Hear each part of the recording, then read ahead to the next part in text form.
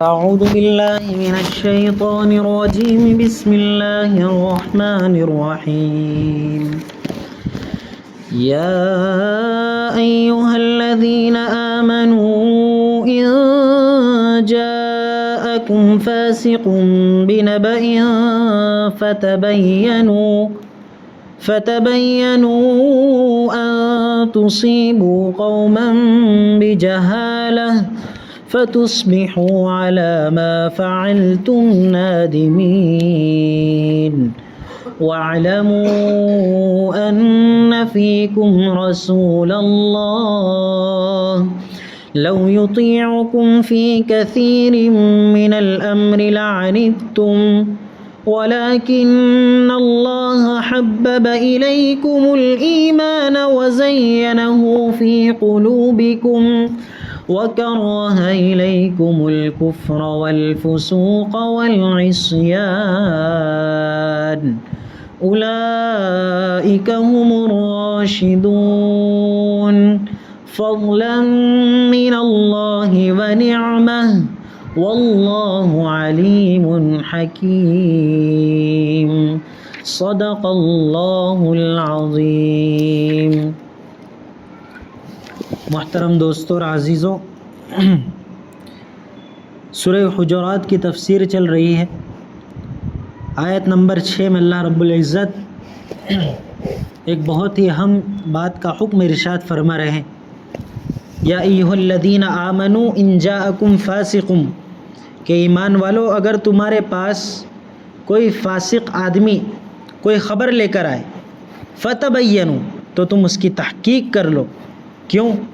ان تصیبوا قوما بجہالۃ، کہ کہیں ایسا نہ ہو کہ نادانی میں کسی قوم کو تم کوئی ضرر پہنچا دو.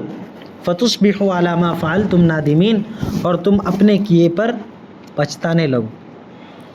اس آیت کریمہ کا شان نزول یہ ہے کہ بنی مستلق کے ایک آدمی حارث ابن زرار رضی اللہ تعالی عنہ، حارث ابن ابی زرار رضی اللہ تعالی عنہ، جو حضرت جویریہ رضی اللہ تعالی عنہ امہات المؤمنین میں سے ہیں، ان کے والد محترم تھے. وہ آپ صلی اللہ علیہ وسلم کی خدمت میں حاضر ہوئے، فرماتے ہیں کہ اللہ کے رسول صلی اللہ علیہ وسلم نے مجھے ایمان کی دعوت دی اور زکوٰۃ ادا کرنے کا حکم دیا. تو حارث ابن ابی زرار رضی اللہ تعالیٰ عنہ نے اسلام کو قبول کر لیا، اور قبول کرنے کے بعد انہوں نے زکوٰۃ ادا کرنے کا عہد بھی کیا کہ میں اس زکوٰۃ ادا کروں گا. اور انہوں نے آپ صلی اللہ علیہ وسلم سے یہ فرمایا کہ میں اپنے قبیلے میں جا کر ان لوگوں کو اسلام کی دعوت دوں گا اور ان لوگوں سے زکوٰۃ وصول کر کے جمع کر لوں گا، اور آپ ایک متعین وقت پر اپنا ایک آدمی اور ایک قاصد بھیج دینا تاکہ وہ جمع کی ہوئی زکوٰۃ میں ان کو دے دوں. تو حسب وعدہ وہ آپ صلی اللہ علیہ وسلم کی خدمت اقدس سے چلے گئے. پھر وہ بنی مستلق کے سردار کے پاس گئے اور ان کو ایمان کی دعوت دی، اور وہ تمام کے تمام قبیلہ اسلام لے کر آیا. پھر ان سے کہا کہ آپ صلی اللہ علیہ وسلم نے زکوٰۃ وصول کرنے کا حکم فرمایا، تو تم سب لوگ زکوٰۃ ادا کرو. تو ان لوگوں نے زکوٰۃ نکال کر حارث ابن ابی زرار رضی اللہ تعالیٰ عنہ کے پاس جمع کر دی، اور ایک وعدہ تھا کہ فلاں مہینے کی فلاں تاریخ کو آپ صلی اللہ علیہ وسلم کا قاصد آئے گا اور زکوٰۃ وصول کر کے چلا جائے گا. تو مہینہ ہو گیا، وقت مقررہ تاریخ آ گئی، لیکن آپ صلی اللہ علیہ وسلم کا کوئی قاصد بنی مستلق کے پاس آیا نہیں. تو ان لوگوں کو ایک خطرہ محسوس ہوا کہ کہیں آپ صلی اللہ علیہ وسلم ہم سے ناراض تو نہیں ہیں، جس کی وجہ سے آپ صلی اللہ علیہ وسلم کا قاصد ہمارے پاس زکوٰۃ وصول کرنے کے لیے نہیں آیا. ورنہ ایسا تو نہیں ہے کہ آپ صلی اللہ علیہ وسلم کسی چیز کا وعدہ کرے اور اس کے خلاف ہو، ایسا ہو ہی نہیں سکتا ہے. لیکن اللہ کے رسول صلی اللہ یہاں پر انہوں نے یہ ارادہ کیا اور کیا کہا کہ آپ صلی اللہ علیہ وسلم ناراض تو نہیں ہو گئے، اور ان سب لوگوں نے یہ ارادہ کیا کہ ہم آپ صلی اللہ علیہ وسلم کے پاس جائیں اور بات کا خلاصہ کریں. اور ادھر آپ صلی اللہ علیہ وسلم نے اپنے قاصد ولید ابن عقبہ رضی اللہ تعالیٰ عنہ کو روانہ کر دیا کہ آپ جاؤ اور ان سے زکوٰۃ وصول کر کے لے کر آؤ.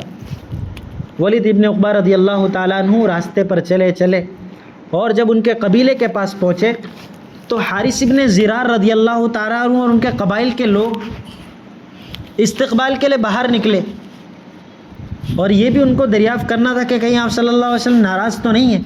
تو استقبال کے لیے وہ لوگ باہر آئے کہ آپ صلی اللہ علیہ وسلم کا قاصد آئے گا تو ہم اس کا استقبال کریں گے.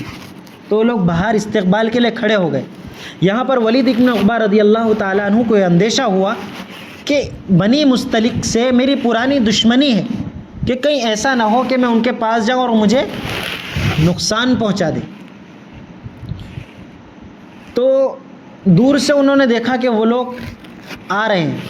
وہ لوگ ان کی سوچ کیا تھی کہ ہم آ کر قاصد کا استقبال کریں، لیکن انہوں نے کیا سوچ لیا کہ وہ لوگ زکوٰۃ مرتد ہو گئے، اسلام سے پھر گئے اور نعوذ باللہ میرے قتل کے لیے آ رہے ہیں. انہوں نے یہ گمان کر لیا اور وہ راستے ہی سے واپس آپ صلی اللہ علیہ وسلم کے پاس چلے آئے اور آپ صلی اللہ علیہ وسلم کو یہ کہنے لگے کہ بنی مستلق مرتد ہو گئے اور انہوں نے زکوٰۃ وکات کچھ ادا نہیں کی اور مجھے قتل کرنا چاہا.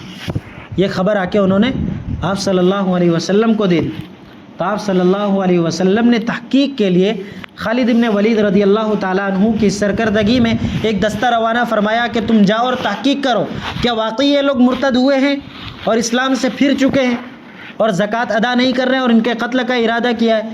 تو خالد ابن ولید رضی اللہ تعالیٰ عنہ اپنا دستہ لے کر نکلے اور ان کے پاس جا کر ایک پڑاؤ ڈالا اور وہاں جا کر انہوں نے اذان کی آواز سنی اور نماز ادا کرتے ہوئے ان کو دیکھا. تو آپ صلی اللہ علیہ وسلم کے پاس خبر لے کر آئے کہ حضور وہ مرتد نہیں ہوئے بلکہ اپنے اسلام پر باقی ہیں، نماز ادا کر رہے ہیں اور جو حکم ان کو دیا گیا تھا اس کی پابندی کر رہے ہیں. تو آپ صلی اللہ علیہ وسلم، ایک روایت تو یہ ہے، دوسری روایت یہ ہے کہ حارث ابن ابی زرار رضی اللہ تعالیٰ عنہ خلاصے کے لیے آپ صلی اللہ علیہ وسلم کے پاس آئے کہ کہیں آپ صلی اللہ علیہ وسلم ناراض تو نہیں ہیں. تو راستے میں خالد ابن ولید رضی اللہ تعالیٰ عنہ کا دستہ مل گیا اور ان سے پوچھے کہ آپ کس کے لیے روانہ کیے گئے ہو، کن سے جہاد کرنے کے لیے روانہ کیے گئے ہو؟ تو انہوں نے کہا کہ ہم آپ ہی کی طرف بھیجے گئے تھے. تو دریافت کیا کہ کیوں ہمارے پاس بھیجے گئے تھے؟ تو سوال کا جواب دیا کہ ولید ابن عقبہ رضی اللہ تعالیٰ عنہ نے اس طرح کی خبر دی کہ آپ لوگ مرتد ہو گئے اور زکوٰۃ ادا نہیں کر رہے ہو اور ان کے قتل کا ارادہ کر لیا. تو حارث ابن ابی زرار رضی اللہ تعالیٰ عنہ نے فرمایا کہ خدا تعالیٰ کی قسم جس نے آپ صلی اللہ علیہ وسلم کو مبعوث فرمایا ہے، ہم نے ایسا کوئی ارادہ ہی نہیں کیا ہے. پھر آپ صلی اللہ علیہ وسلم کے پاس حاضر ہوئے تو آپ صلی اللہ علیہ وسلم نے وہی سوال کیا کہ آپ نے میرے قاصد کو قتل کرنے کا ارادہ کیا؟ تو انہوں نے قسم کھا کر وہاں پر بھی اپنی سفارش دے دی کہ میں نے کوئی ان کے قتل کا ارادہ نہیں کیا، ہم نے تو ان کو دیکھا تک نہیں ہے، ان سے ملاقات بھی نہیں ہوئی. یہ دو روایتیں. تو اس آیت کے شان نزول میں اس واقعے کے تحت یہ آیت کریمہ نازل ہوئی، یا ایھا الذین آمنوا، کہ ایمان والو، ان جاءکم فاسق، اگر تمہارے پاس کوئی فاسق کوئی خبر لے کے آئے، بنبأ، کوئی خبر لے کر آئے، فتبینوا، تو تم تحقیق کر لو. کیا کر لو؟ تحقیق کر لو. کیوں تحقیق کرنا ہے اس کی وجہ بھی بتا رہا ہے آگے، علت کیا ہے. فتبینوا ان تصیبوا قوما بجہالۃ، کہ کہیں ایسا نہ ہو کہ نادانی کی وجہ سے کسی قوم کو تم نقصان پہنچا بیٹھو، فتصبحوا علی ما فعلتم نادمین، پھر بعد میں تم اپنے کیے پر پچھتاؤ. ہے سمجھ میں آ رہا بات؟ تو دیکھو کہ ہم نادانی میں کسی شخص کو، کسی قوم کو تکلیف نہ پہنچا بیٹھے، اس وجہ سے ہمیں معاملے کی تحقیق کرنا ہے. یہ اللہ تبارک و تعالی ہمیں حکم فرما رہا ہے کہ کسی بھی فاسق کی بات پر یقین نہیں کر لینا ہے. اس آیت کریمہ سے یہ ثابت ہوا کہ کوئی فاسق اگر ہمارے پاس کوئی خبر لے کر آ رہا ہے تو اس کی تحقیق کرو. تحقیق کرنے کے بعد اگر اس کا صدق ثابت آ جائے، اس کا صدق ثابت ہو جائے کہ وہ سچا ہے، تب جا کر اس کی بات پر یقین کرو. یہ تو ایک خبر کی بات ہوئی کہ کوئی بھی خبر آ کر دے دے تو کوئی فاسق، تو اس کی خبر قبول نہیں کرنا. جب خبر قبول نہیں کرنا ہے تو شہادت تو بدرجہ اولا فاسق کی قبول نہیں کی جا سکتی. یہ دو باتیں اس سے ثابت ہو گئی. لیکن ایک بات یہ ہے، اگر کوئی فاسق آدمی، ہمیں بعض معاملات ایسے ہیں کہ اگر فاسق آدمی ہمیں آ کر خبر دے تو ان معاملات کو ہمیں قبول کرنا ہے. سوال ہوگا کہ کیسے؟ اوپر تو بتا رہے ہیں کہ قبول نہیں کرنا فاسق کی خبر کو، اور اب بتا رہے ہیں کہ بعض معاملات میں فاسق کی خبر کو قبول کر لینا ہے۔ تو یہاں پر اللہ تبارک و تعالیٰ نے ایک علت بیان فرمائی کہ فاسق کی خبر کو کب قبول نہیں کرنا ہے، ان تصیبوا قوما بجہالۃ، کہ اس خبر کی وجہ سے کسی دوسرے کو تکلیف نہ ہو جائے، نادانی میں اس خبر کی وجہ سے کسی دوسرے کو تکلیف نہ ہو جائے۔ اگر ایسا معاملہ ہے، یہ علت پائی جا رہی ہے، تو فاسق کی خبر کو قبول نہیں کرنا ہے، بلکہ اس کی خبر لانے کے بعد اس کی تحقیق کرنی۔ اگر فاسق آدمی یہ خبر لے آئے کہ آپ کو فلاں شخص نے 10 کروڑ روپے ہدیے میں دیے، تو کوئی آدمی ہے جو اس کو ٹھکرا دے گا؟ نہیں، تم فاسق ہو، تمہاری خبر کو ہم قبول نہیں کر سکتے۔ ارے کوئی کافر بھی آ کے کہہ دے گا نا کہ فلاں شخص نے 10 کروڑ روپے آپ کو ہدیے میں دیا، تو اس کی خبر کو انسان قبول ہی کر لے گا۔ تو ایسی کوئی خبر ہے جس سے کسی دوسرے کا نقصان نہیں ہو رہا ہے، کسی دوسرے کو تکلیف نہیں ہو رہی، تو اس وقت ہمیں فاسق کی خبر، فاسق جو خبر لے کر آئے اس کو قبول کرنا جائز ہے۔ اب دیکھیے اس آیت کریمہ میں ولید ابن عقبہ رضی اللہ تعالیٰ عنہ کون ہیں؟ صحابی ہے، لیکن ان کے بارے میں کیا فرمایا گیا؟ فاسق۔ کیا فرمایا گیا؟ فاسق ہے۔ اب انسان کے ذہن میں ایک سوال ہوتا ہے کہ فاسق آدمی، صحابہ کرام کو فاسق کے لقب سے خطاب کیا گیا، حالانکہ دوسری جگہ تو کیا ارشاد ہے؟ الصحابۃ کلہم عدول، الصحابۃ کلہم عدول، صحابہ تمام کے تمام انصاف پسند ہے، سچے ہیں۔ تو یہاں پر فاسق کیوں؟ ایک سوال انسان کے ذہن میں پیدا ہوتا ہے کہ یہاں پر فاسق کیوں؟ تو اس کا جواب علامہ آلوسی رحمۃ اللہ علیہ نے فرمایا ہے کہ دیکھیے کہ بہت سے ایسے گناہ ہیں جو صحابہ کرام رضوان اللہ علیہ مجمعین سے سرزد ہوئے، صحابہ کرام سے سرزد ہوئے، تو ان کے ساتھ بھی وہی معاملہ کیا گیا جو ایک عام گنہگار کے ساتھ کیا جانا چاہیے۔ بھلے وہ صحابی ہیں، لیکن گناہ ہونے کی وجہ سے ان کے ساتھ وہی معاملہ کیا گیا جیسا کہ عام گنہگار سے کیا جاتا ہے۔ دیکھیں ہم سنتے ہیں صحابہ کرام کے واقعات کہ ایک عورت نے چوری کی، صحابیہ ہے، لیکن چوری کرنے کے بعد کیا انصاف کیا ہے کہ اس کے ہاتھ کاٹ دیا جائے، تو اس کے ہاتھ کاٹ دیے گئے۔ ایک صحابی اللہ کے رسول صلی اللہ علیہ وسلم کی خدمت میں آ کر کیا کہتے ہیں کہ میں نے زنا کر لیا، تو اللہ کے رسول صلی اللہ علیہ وسلم رخ پھیر لیتے ہیں، پھر وہ کہتے ہیں کہ اللہ کے رسول میں نے زنا کر لیا، مجھے پاک کیجئے، میں نے زنا کر لیا، مجھے پاک کیجئے۔ تو ان کے ساتھ کیا معاملہ کیا گیا؟ وہی معاملہ کیا گیا جو ایک زانی کرتا ہے، ایک زانی کرتا ہے، وہی معاملہ کیا گیا کہ ان کو پتھر سے مار ڈالا گیا۔ لیکن اس سے یہ بات نہیں نکلتی کہ صحابہ عدول نہیں، الصحابۃ کلہم عدول نہیں ہے، صحابہ کرام سے گناہ سرزد ہوئے، ان سے گناہ رونما، ان سے گناہ سرزد ہوئے، لیکن وہ اس گناہ پر باقی نہیں رہے، فوراً اللہ تبارک و تعالیٰ سے توبہ کر لی۔ یہ اللہ کے رسول صلی اللہ علیہ وسلم کی صحبت کا اثر تھا کہ شریعت ان کی رگوں پے میں بسی ہوئی تھی کہ جیسے ہی ان سے گناہ ہوتا فوراً وہ توبہ کر لیتے، گناہ پر باقی نہیں رہتے۔ اسی وجہ سے تو ان کو خطاب دیا گیا رضی اللہ عنہم ورضوا عنہ، اللہ تم سے راضی ہو گئے۔ یوں ہی خطاب نہیں دیا جاتا کسی کو کہ بھائی تم سے اللہ راضی ہو گئے۔ اللہ تبارک و تعالیٰ کسی انسان سے کب راضی ہوتا ہے؟ انسان سے اللہ رب العزت اسی وقت راضی ہوتا ہے جب کہ پتہ ہو کہ اس کا خاتمہ ایمان پر ہونے والا ہے۔ تو صحابہ کرام ان کو تو کس کا لقب ملا؟ رضی اللہ عنہم، اللہ کی رضا کا لقب مل گیا۔ تو ایسا ہو سکتا ہے کہ وہ گناہ پر باقی ہوں گے، گناہ پر باقی ہونے کے باوجود اللہ تبارک و تعالیٰ کسی سے راضی ہو جائے؟ یہ ہو نہیں سکتا۔ تو کیا نکلتا ہے کہ صحابہ کرام رضوان اللہ علیہ مجمعین سے گناہ سرزد ہوئے، لیکن وہ گناہ پر باقی نہیں رہے، فوراً انہوں نے توبہ کر لی۔ تو اس سے ایک بات کیا ثابت ہوئی کہ اگر ہم سے گناہ ہو جاتے ہیں، ہم سے گناہ ہو جاتے ہیں تو فوراً توبہ کر لے، فوراً کیا کر لے؟ توبہ کر لے۔ اور اس آیت کریمہ میں جو کہا گیا کہ ولید ابن عقبہ رضی اللہ تعالیٰ عنہ کے متعلق کہ ان کو فاسق کہا گیا ہے نا، تو یہ ضروری نہیں ہے کہ انہی کو، بھلے جو ان کے ساتھ واقعہ پیش آیا اس واقعے کے تحت اس آیت کریمہ کو نازل فرمایا گیا، لیکن ضروری نہیں کہ ولید ابن عقبہ رضی اللہ تعالیٰ عنہ ہی کو فاسق کا لقب دیا گیا ہو۔ اس لیے آج ہم میں سے کوئی بھی کسی صحابی کو یہ نہیں کہہ سکتا کہ وہ فاسق تھے، کہ انہوں نے انصاف نہیں کیا، وہ اسلام سے پھر نہیں، ہم میں سے کوئی شخص بھی ایسا نہیں کہہ سکتا ہے۔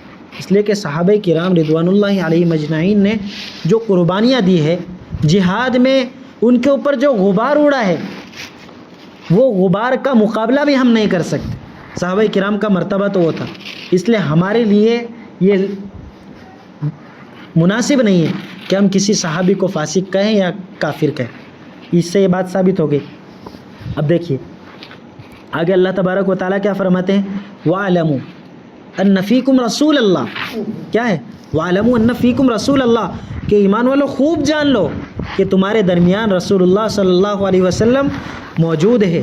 لو یطیعکم فی کثیر من الامر، اگر بہت سی بات میں اگر وہ تمہاری اطاعت کر لے، تمہاری بات مان لے، لعنتم، تو ہو سکتا ہے کہ تم مشکل میں پڑ جاؤ، ولکن اللہ حبب الیکم الایمان، لیکن اللہ تبارک و تعالیٰ نے ایمان کو تمہارے دلوں میں، ایمان کی محبت تمہارے دلوں میں ڈال دی ہے، وزینہ فی قلوبکم، اور ایمان کو تمہارے قلوب میں مزین کر دیا، وکرہ الیکم الکفر والفسوق والعصیان، اور تمہارے دل میں کفر، فسوق اور گناہ نافرمانی کی نفرت ڈال دی ہے، اولئک هم الراشدون، اور وہ لوگ نیک راہ پر ہیں۔ دیکھیں اس آیت کریمہ کا شان نزول اب کیا ہے؟ اوپر جو واقعہ ہوا تھا قبیلہ بنی مستلق کے ساتھ کہ وہ گئے اور انہیں ایمان کی دعوت دی اور زکوٰۃ ادا سب سے وصول کر لی اور وہ نکلے استقبال کے لیے، اور ولید ابن عقبہ رضی اللہ تعالیٰ عنہ نے آ کر کیا خبر دے دی کہ انہوں نے مجھے قتل کا ارادہ کر لیا اور مرتد ہو گئے۔ تو صحابہ کرام رضوان اللہ علیہم اجمعین ایک دم جوش میں آ گئے کہ یہ لوگ مرتد ہو گئے اور حضور کے قاصد کو قتل کرنے کا ارادہ کر لیا، چلو ہم ان سے جنگ کریں گے۔ حضور صلی اللہ علیہ وسلم کو اپنی بات منوانے لگے، نہیں چلو ان سے جنگ کرنے لگیں گے، چلو۔ تو اس وقت یہ آیت کریمہ نازل ہوئی، وَاعْلَمُوا أَنَّ فِيكُمْ رَسُولَ اللَّهِ، تمہارے درمیان ابھی اللہ کے رسول موجود ہے۔ سب سے بڑی نعمت یہ ہے کہ تمہارے درمیان ابھی اللہ کے رسول موجود ہے۔ دوسری جگہ ارشاد فرماتے اس نعمت کو، لقد من اللہ علی المؤمنین اذ بعث فیہم رسولا من انفسہم، کہ اللہ تبارک و تعالیٰ نے مومنوں پر احسان کیا ہے کہ انہی میں سے ایک رسول کو بھیجا۔ تو اللہ کے رسول صلی اللہ علیہ وسلم کی موجودگی یہ صحابہ کرام کے لیے ایک نعمت تھی، تو اس نعمت کی قدر کرو۔ تو صحابہ کرام اپنی بات منوانا چاہ رہے تھے، کیا بات منوانا چاہ رہے تھے کہ فوراً ان کے ساتھ جہاد کرنے لگو۔ تو کیا ارشاد فرمائے گا، لو یطیعکم فی کثیر من الامر، اگر بہت سی باتوں میں اگر وہ تمہارا کہنا ماننے لگے، لعنتم، تو تم مشکل میں پڑ جاؤ گے۔ دیکھیے دنیاوی معاملات میں، دینی معاملات میں تو اللہ کے رسول صلی اللہ علیہ وسلم کی ہو بہو اطاعت کرنا لازم تو لازم ہے، لیکن دنیاوی معاملات میں بھی اگر اللہ کے رسول صلی اللہ علیہ وسلم کسی بات کا حکم کرے اور اس میں آپ صلی اللہ علیہ وسلم کی کوئی مصلحت ہو، تو اس میں بھی اللہ کے رسول صلی اللہ علیہ وسلم کی اطاعت کرنا ایک ہمارا فریضہ ہے، ایک ہمارے ذمے ہے کہ ہم اللہ کے رسول صلی اللہ علیہ وسلم کی دنیاوی معاملات میں بھی اطاعت کریں۔ چلو ہم نے اللہ کے رسول صلی اللہ علیہ وسلم کی دنیاوی معاملات میں اطاعت کر لی اور اللہ کے رسول صلی اللہ علیہ وسلم کی کوئی مصلحت ہوگی، لیکن اگر وہ مصلحت فوت ہو جائے، اللہ کے رسول صلی اللہ علیہ وسلم نے ایک بات کا حکم دیا اور اس میں اللہ کے رسول صلی اللہ علیہ وسلم کی کوئی مصلحت تھی اور وہ مصلحت فوت ہو گئی، صحابہ کرام نے کہنا مان لیا اور وہ مصلحت فوت ہو گئی، تب بھی افسوس نہیں ہوگا، بلکہ صحابہ کرام کو پورا اجر ملے گا۔ کس بات کا؟ کہ اللہ کے رسول صلی اللہ علیہ وسلم کی اطاعت کی، اس کا پورا اجر ان کو ملے گا۔ لیکن اگر اللہ کے رسول صلی اللہ علیہ وسلم کی مصلحت تھی اور مصلحت کے موافق آ گئی تو سونے پہ سہاگا، کہ ایک تو اللہ کے رسول صلی اللہ علیہ وسلم کی مصلحت تھی اور صحابہ کرام نے اس پر عمل بھی کر لیا، تو عمل کا بھی ثواب مل گیا اور جو مصلحت تھی وہ بھی آ گئی، تو دونوں اعتبار سے ان کو سہولت ہو گئی، ایک اعتبار سے ثواب بھی مل گیا، ایک اعتبار سے ان کا معاملہ بھی آسان آ گیا۔ لیکن اگر اللہ کے رسول صلی اللہ علیہ وسلم کسی بات کا حکم کرے اور اس میں آپ صلی اللہ علیہ وسلم کی مصلحت ہو اور صحابہ کرام آپ صلی اللہ علیہ وسلم کی بات نہ مانے، ایک بات سمجھ میں آ رہی ہے کہ آپ صلی اللہ علیہ وسلم کی ایک حکم تھا، اس کے اندر آپ صلی اللہ علیہ وسلم کی مصلحت تھی اور صحابہ کرام آپ صلی اللہ علیہ وسلم کی بات نہیں مان رہے اور ان کے ذہن میں کچھ اور مصلحت ہو۔ ایک مثال کے طور پر ہوا ایسا نہیں، وہ نہیں کہہ رہا ہوں، کہ ایک مثال کے طور پر کہ صحابہ کرام کے ذہن میں کچھ اور مصلحت تھی تو وہ اپنے مصلحت کے موافق عمل کرے، تو ایسا ضروری تو نہیں ہے کہ صحابہ کرام کی جو مصلحت تھی وہ مصلحت ہو ہی جائے، وہ فوت نہ ہو، ایسا تو ہو نہیں سکتا۔ کوئی لازمی طور پر یہ کہہ نہیں سکتا کہ ہماری مصلحت فوت نہیں ہوگی۔ ایک احتمال ہے کہ مصلحت فوت ہو جاوے۔ تو چلو صحابہ کرام رضوان اللہ علیہ مجمعین نے اپنی مصلحت کے مطابق عمل کر لیا اور مصلحت ان سے فوت ہو گئی، ان سے وہ مصلحت فوت ہو گئی، تو ایک تو اللہ کے رسول صلی اللہ علیہ وسلم کی اطاعت نہیں ہوئی، اور دوسری کہ وہ مصلحت بھی فوت ہو گئی، تو دونوں اعتبار سے رنج ہوگا، دونوں اعتبار سے غم ہوگا۔ ایک تو صحابہ کرام نے ایک تو اللہ کے رسول صلی اللہ علیہ وسلم کی بات نہ ماننے کی وجہ سے، اور دوسرا مصلحت فوت ہو جانے کی وجہ سے، تو دونوں اعتبار سے رنج ہوا۔ تو آج بھی اگر کسی بات میں ہمیں کوئی حکم ہو اللہ اور اس کے رسول صلی اللہ علیہ وسلم کا، اور اس میں اللہ اور اس کے رسول جانتے ہیں کہ کیا حقیقت ہے، کیا مصلحت ہے، اور ہم اس مصلحت کے مطابق عمل نہ کریں، اس مصلحت کے مطابق عمل نہ کرے، اور وہ مصلحت نہ کرے اور اپنی مصلحت کے مطابق عمل کرے، تو ایک تو اطاعت نہ کرنے کی وجہ سے گناہ، اور دوسرا وہ مصلحت فوت ہو جانے کی وجہ سے رنج و غم۔ دیکھیے صحابہ کرام نے دنیاوی معاملات میں بھی اللہ کے رسول صلی اللہ علیہ وسلم کی اطاعت کی۔ جیسے صحابہ کرام کے زمانے میں کھجور کے درخت جو ہوا کرتے تھے، ان میں ایک نر ہوتا تھا، ایک مادہ ہوتا تھا، ایک نر ہوتا تھا اور ایک مادہ ہوتا تھا۔ تو نر کے پھول ہوتے تھے، اس پھول کو لے کر وہ مادہ کے اوپر ڈال دیتے تھے، مادہ پیڑ کے اوپر، مادہ درخت کے اوپر وہ ڈال دیتے تھے، تو اس سے کیا ہوتا تھا کہ کھجور بہت زیادہ لگتی تھی، اس وقت وہ جھاڑ کھجور بہت دیتا تھا۔ تو اللہ کے رسول صلی اللہ علیہ وسلم نے اس طرح کرنے سے منع فرمایا۔ صحابہ کرام کی مصلحت تھی کہ ڈالتے ہیں تو کھجور زیادہ آتی ہے، لیکن اللہ کے رسول صلی اللہ علیہ وسلم نے کیا فرما دیا کہ تم ایسا مت کرو۔ تو صحابہ کرام نے آپ صلی اللہ علیہ وسلم کی بات مان لی۔ اس سال صحابہ کرام نے اس طرح نہیں کیا، تو اس سال ایسا ہوا کہ کھجور کچھ کم لگی، تو پھر اللہ کے رسول صلی اللہ علیہ وسلم نے حکم فرمایا کہ تم جیسا پہلے کرتے تھے ایسا ہی کرتے رہو۔ تو دیکھو اللہ کے رسول صلی اللہ علیہ وسلم نے حکم کیا فرمایا کہ ایسا مت کرو۔ صحابہ کرام نے اللہ کے رسول کی اطاعت کری کہ نہیں کری؟ اللہ کے رسول کی اطاعت کر لی، اور مصلحت فوت ہو گئی کہ کھجور نہیں لگی، تو صحابہ کرام رضوان اللہ علیہ مجمعین کو پورا اجر و ثواب تو ملا کہ نہیں ملا کہ انہوں نے اللہ کے رسول کی اطاعت کی، تو اس اطاعت کا پورا ثواب ان کو ملا۔ دوسرا بھلے مصلحت فوت ہو گئی لیکن بعد میں تو ان کو کھجور ملی کہ نہیں ملی؟ اللہ کے رسول صلی اللہ علیہ وسلم نے اس طرح کرنے کے لیے کہہ دیا۔ تو اس طرح آج بھی ہمیں اپنی زندگی میں بے لگام نہیں رہنا چاہیے، کسی نہ کسی کو اپنا بڑا بنا کر رکھنا ہے، ان سے مشورہ کرنا ہے۔ اگر ہم مشورے کے مطابق چلیں گے، ہمارے بڑوں کو ہم اپنی لگام دے دیں گے، اور وہ ہمیں جو مشورہ دے رہے ہیں اس مشورے کے مطابق چلیں گے، اور ان کی مصلحت کچھ ہو اور ہم نے اس مصلحت کے مطابق عمل کر لیا، اور مصلحت اگرچہ فوت ہو جاوے تو ہمیں غم اور صدمہ نہیں ہوگا، کیوں؟ ہم نے اپنے بڑے کی بات مانی، ان کے مشورے پر چلا۔ اور اگر ہم اپنے بڑوں کی بات نہ مانیں، ان کے مشورے کے مطابق عمل نہ کریں، اور مصلحت فوت ہو جاوے، چاہے دینی معاملات ہو، دنیاوی معاملات ہو، تو پھر ہم کو کیا رنج ہوگا؟ کاش میں اپنے بڑے کی بات مان لیتا تو اس طرح نہ ہوتا۔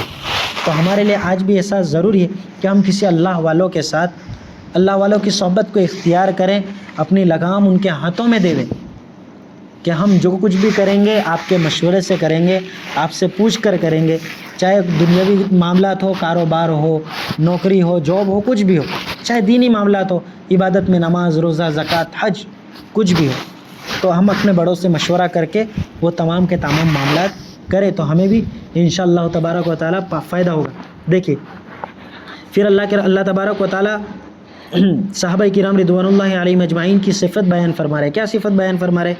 کہ یہ تو ہو گیا لو یطیعکم فی کثیر من الامر، کہ بہت سے معاملات میں اگر وہ آپ کی بات مان لے تو تم کو ضرر پہنچ سکتا ہے۔ اب دیکھو ولکن اللہ حبب الیکم الایمان، لیکن اللہ تبارک و تعالیٰ نے تمہارے دلوں میں ایمان کی محبت ڈال دی ہے، وزینہ فی قلوبکم، اور ایمان کو تمہارے دل میں مزین کر دیا ہے، وکرہ الیکم الکفر والفسوق والعصیان، اور نفرتیں ڈال دی ہے کفر کی، فسوق کی اور نافرمانی کی۔ یہ تمام کے تمام صحابہ کرام کی صفت تھی کہ ان کے دلوں میں ایمان کی محبت اور دوسری ہے کہ کفر کی نفرت اس طرح رچی بسی تھی کہ اگر ان سے کوئی گناہ بھی ہو جاتا تو فوراً ایمان کی محبت انہیں اس گناہ پر باقی نہیں رکھتی، فوراً وہ توبہ کر لیتے. اور کفر اور فسوق سے اتنی نفرت تھی کہ اور کوئی کافر اور کسی ناجائز چیز کو ہوتا ہوا وہ دیکھ نہیں سکتے تھے، فوراً وہ روکتے تھے. تو اس طرح ہمیں بھی کرنا ہے کہ ہم بھی اپنے دلوں میں کفر اور فسوق اور نافرمانی کی نفرت کو بٹھائیں اور ایمان کی محبت کو اپنے قلوب میں رچا بسا دیں، تاکہ ہم بھی صحابہ کرام کا جس طرح ایمان تھا اسی طرح تو نہیں لا سکتے، لیکن کم سے کم اس کا نمونہ تو بنا سکتے ہیں اپنے ایمان کو. تو ہم صحابہ کرام کے ایمان کا، اپنے ایمان کو صحابہ کرام کے ایمان کا نمونہ تو بنا لیں.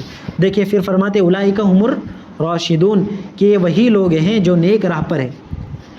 یہ جو صحابہ کرام کے دلوں میں ایمان کی محبت ڈال دی اور کفر کی نفرت ڈال دی، یہ سب کس فضلا من اللہ و نعمہ، یہ تبارک و تعالیٰ، یہ سب کے سب اللہ تبارک و تعالیٰ کا فضل ہے اور اس کے احسان سے. دلوں میں نفرت ڈالنا اور دلوں میں محبت ڈالنا یہ اللہ تبارک و تعالیٰ کے فضل سے اور اس کے احسان سے ہی ہو سکتا ہے. ہم چاہے کہ ہمارے دل میں ایمان کی محبت آ جائے اور کفر کی نفرت آ جائے تو ہمارے کرنے سے ہو جائے گا؟ نہیں. اللہ تبارک، یہاں سے ایک بات یہ ثابت ہو جاتی ہے کہ ہم اللہ تبارک و تعالیٰ سے دعا بھی کریں کہ اللہ تو اپنے فضل اور احسان سے ہمارے دلوں میں ایمان کی محبت کو ڈال دے اور کفر کی نفرت کو ڈال دے، کہ کفر ہمارے دلوں سے نکل جائے اور ایمان کا نور ہمارے دل میں داخل ہو جائے. واللہ علیم حکیم، اور اللہ تبارک و تعالیٰ بہت جاننے والا اور حکمتوں والا ہے. اللہ تبارک و تعالیٰ کی کیا حکمتیں ہوتی ہیں وہ ہمیں معلوم نہیں ہوتی، اس لیے ہمیں چاہیے کہ زندگی کے جس شعبے میں اللہ اور اس کے رسول کا جو حکم ہو اس حکم کے مطابق ہم عمل کریں تو اللہ تبارک و تعالیٰ اور اس کے رسول کی جو حکمتیں ہیں وہ ہمارے ساتھ موجود ہوگی. اللہ تبارک و تعالیٰ ہم سب کو عمل کرنے کی توفیق عطا فرمائے. وآخر دعوانا الحمد للہ رب العالمین.